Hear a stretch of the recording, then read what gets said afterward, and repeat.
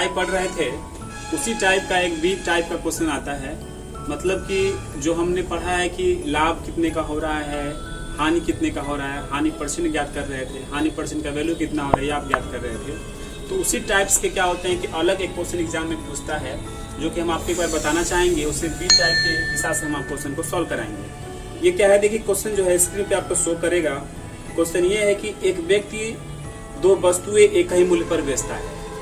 एक व्यक्ति दो वस्तुएं एक ही मूल्य पर बेचता है। पहली वस्तु पर उसे 20% का लाभ होता है। देखिए पहली वस्तु पर उसे 20% का क्या होता है, लाभ होता है। मतलब इसका मतलब समझ रहे हैं आप, 20% का लाभ का मतलब क्या हो गया कि 120। आप इसको समझ सकते हैं कि 120 लिख सकते हैं। फिर दूसरे में कहता है कि और दूसरी वस्तु पर उसे 25% का लाभ होता है। दूसरी वस्तु पर उसे 25% का क्या होता है, लाभ। देखिए पहली वस्तु पर 20% का लाभ होता है, इसका मतलब क्या हो गया, इसको आप डायरेक्ट लिख सकते हैं 120। और दूसरी वस्तु पर 25% का लाभ होता है, मतलब इसको लिख सकते हैं 125।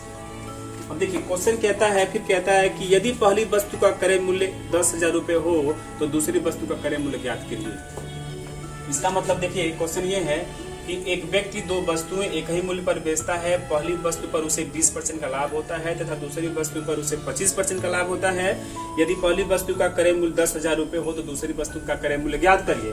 तो इसके लिए देखिए ये होता है पहली वस्तु का क्रय मतलब सीपी बट्टे होता है दूसरी वस्तु का सीपी बराबर। आपको थोड़ा ध्यान देना है कि यहाँ पे क्या करना है, 100 प्लस या माइनस। जब पहली लिखेंगे ना तो यहाँ पे दूसरी लिखना पड़ेगा, दूसरी का रखना पड़ेगा डाटा यहाँ। और बटे में फिर वो 100 लिखना पड़ेगा प्लस माइनस दूसरी है ना तो पहली का डाटा रखना पड़ेगा। अब इसको जरा समझिए। क्वेश्चन में कहता है कि पहली वस्तु का क्रय मूल्य 10,000 है, तो पहली वस्तु का क्रय मूल्य क्लियर है कि 10,000 है यहाँ पे। दूसरी वस्तु का क्रय मूल्य नहीं पता है तो दूसरी का हमें ज्ञात करना, हमने ज्ञात कर हम करेंगे इसको। 100 हो गया।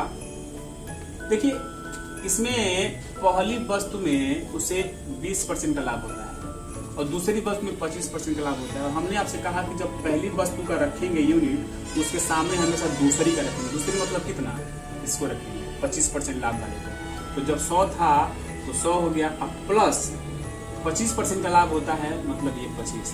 ये 100 और 25 बराबर हम एक बार में इसका 125 यूनिट यहाँ पे लिख सकते हैं, जो हम आपको समझा चुके हैं। फिर से समझ लीजिए, पहली वस्तु का क्रय मूल्य के सामने दूसरी वस्तु होगा, दूसरी का 125 से लिख लिए और दूसरी के सामने पहली होगा। पहली का मूल्य कितना है 120 से इसको लिख लिए।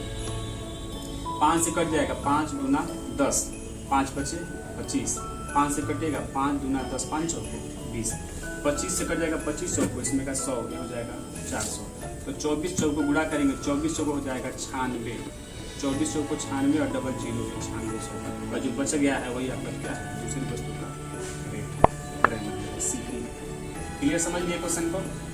क्या करना होता है, पहली वस्तु बटे दूसरी वस्तु का सीपी बराबर करके 100 प्लस या माइनस दूसरी का रखना है, 100 प्लस माइनस करके पहली का रखना है। यूनिट सबको रख देना है, सॉल्व करेंगे, जो वैल्यू आपका आएगा तो दूसरे का निकल जाएगा।